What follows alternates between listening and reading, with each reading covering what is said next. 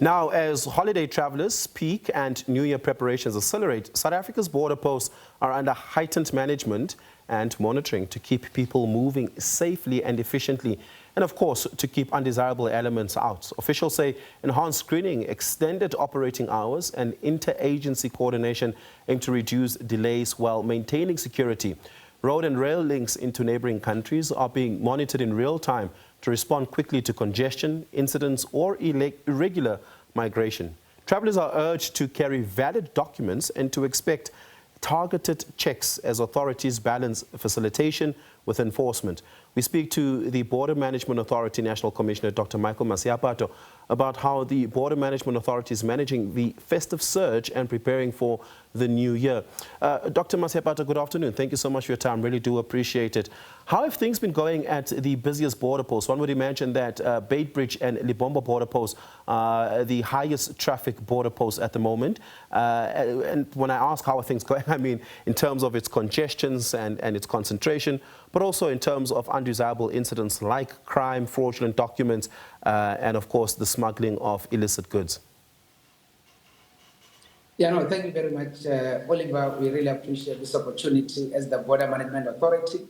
Yes, indeed, things are going according to plan.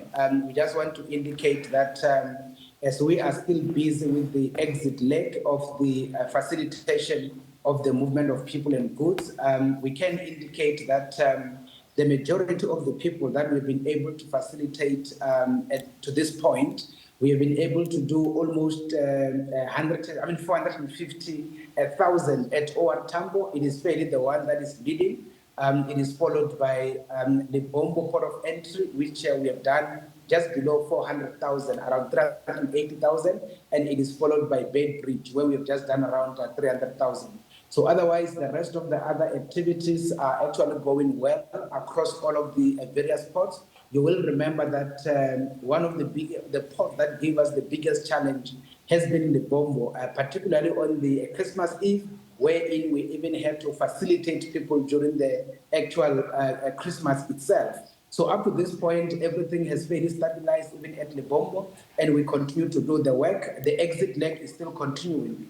The only issue that is a bit unfortunate is that we have now clocked over 6,800 individuals up to this point that we've been able to intercept, and these were the people that were either trying to exit the country illegally or trying to enter the country illegally, and most of those were on the vulnerable segments of the borderline.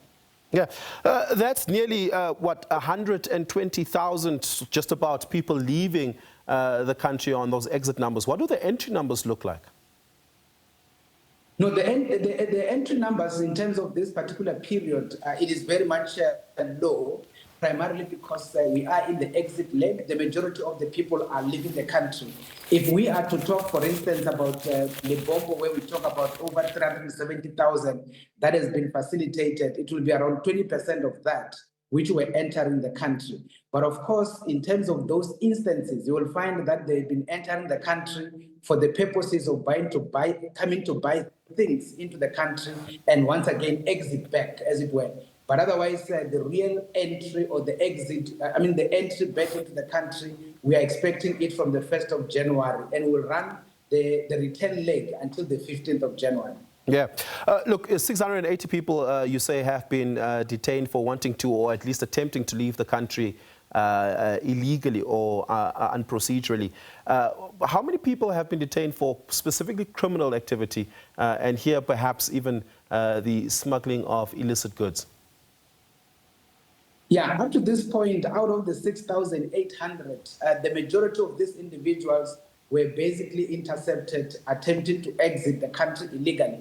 So basically what that means is these are the people that would have overstayed in the country for the 90 days that we gave them to be in the country, or these are the people whose passports expired whilst they were in the country, and on that basis we had to then delist them and ultimately get them deported into their countries, with the proviso of not allowing them to enter the country for the next 5 years.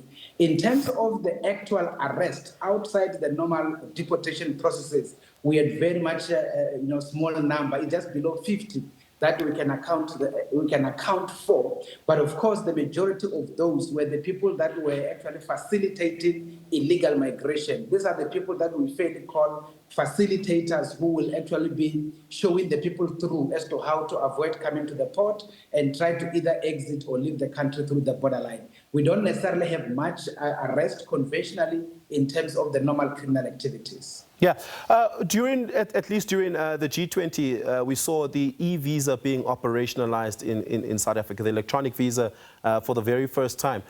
Is it being used on exit, and at which ports?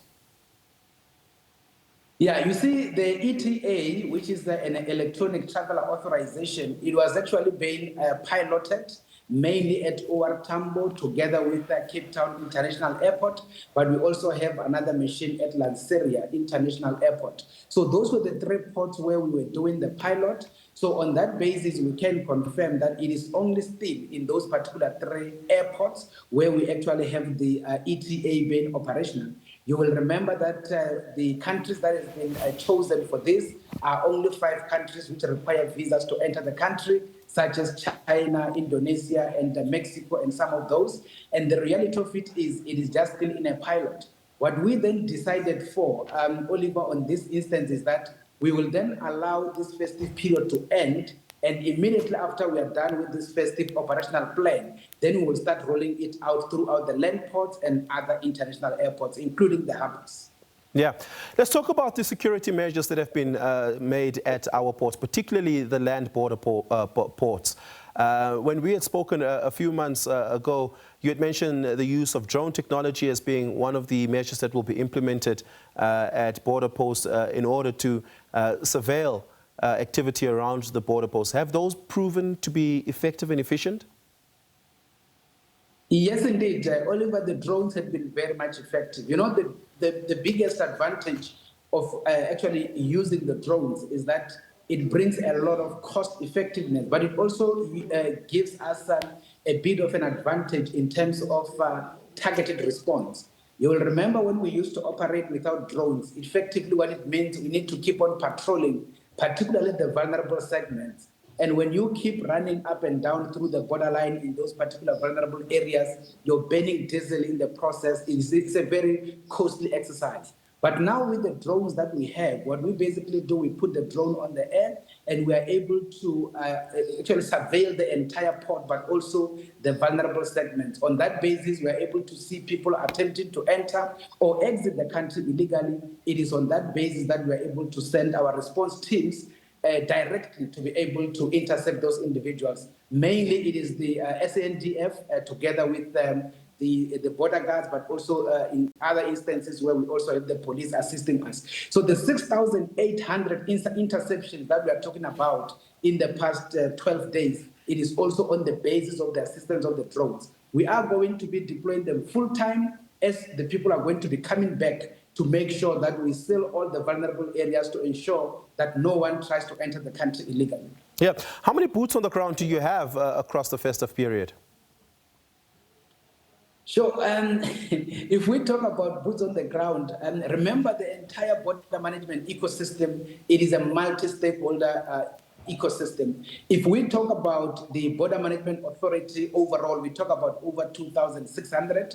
And of course, in this particular period, we make sure that all the boots are actually on the ground. We do not necessarily have to have people on rest days. It is on that basis that even ourselves, who are actually supposed to be leadership, we have to be on the ground to provide that leadership.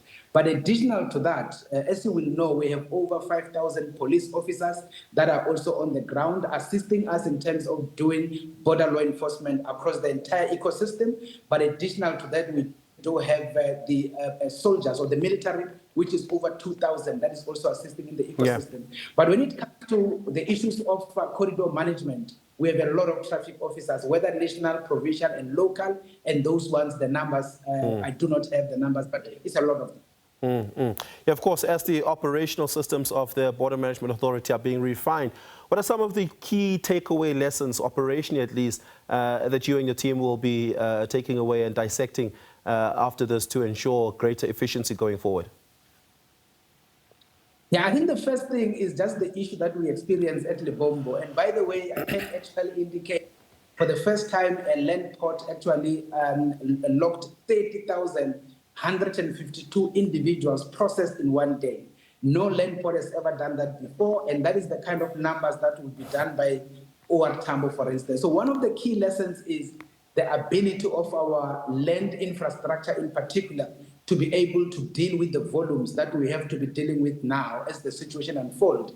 You will remember we are expecting a full pre-COVID numbers of around 6 million. So in this instance, you can say that the big lesson is our ability to at least do the redesigning of the land ports. Remember, we inherited them from the apartheid past, and of course, at that time, they were never designed for facilitating these numbers of people, and that is why at Libombo in particular, we were a bit struggling, and that is why we had to have some bit of challenges, but we dealt with all of those issues. So the other issue, obviously, is the issue of capacity. I think that is one of the most fundamental issues. We need to invest a bit in the border management space so that we can be able to do this work as efficient as possible. But otherwise, those are the key lessons that we can reflect on for now. Yeah, well, we're going to have to leave it there. Thank you so much for your time, Dr. Masiapato. Really do appreciate it. Dr. Michael Masiapato is the National Commissioner of the Border Management Authority.